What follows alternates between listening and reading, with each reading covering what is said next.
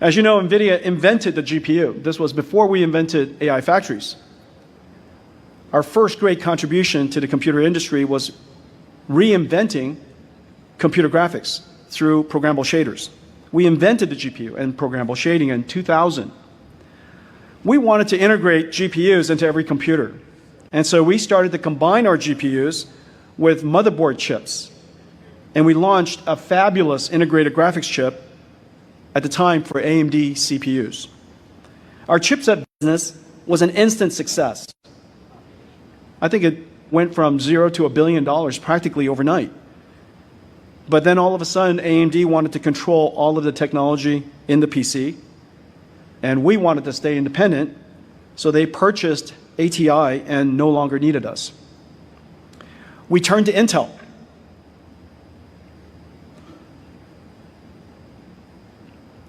That probably wasn't a great idea, but we turned to Intel and negotiated a license to connect to Intel CPUs. Apple was excited about what we were building and asked us to work on a new computer with them, which became the first MacBook Air. Well, Intel saw what happened and decided they didn't want us to do that anymore. And so they terminated our agreement. Well, we pivoted again. And this time, we went and licensed ARM. And we built a low-power SoC, a mobile SoC, the world's first SoC that was essentially a computer, a full operating computer, and it was incredible. Our chip excited Google. And they asked us to work on a new device, which turned out to have been the Android mobile device. Well, Qualcomm decided they didn't want us to do that. And so they didn't want us to connect to their modems, and it's hard to build a mobile device without being connected to a modem. And there were no other LTE modem companies. So we had to exit the mobile device market. Well, this happened practically on a year rhythm. And we would build something, it would be incredibly successful, generate enormous amounts of excitement, and then 1 year later, we were kicked out of those markets. Well, with no more markets to turn to, we decided to build something where we are sure there are no customers.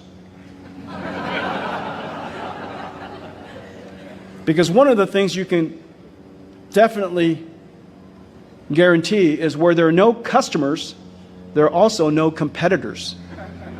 And nobody cares about you. And so we chose a market with no customers, a $0 billion market, and then it was robotics. We built the world's first robotics computer, processing an algorithm nobody understood at the time called deep learning. This is over 10 years ago now. 10 years later, I can't be happier with what we've built and the opportunity to create the next wave of AI. More importantly, we developed agility and a culture of resilience.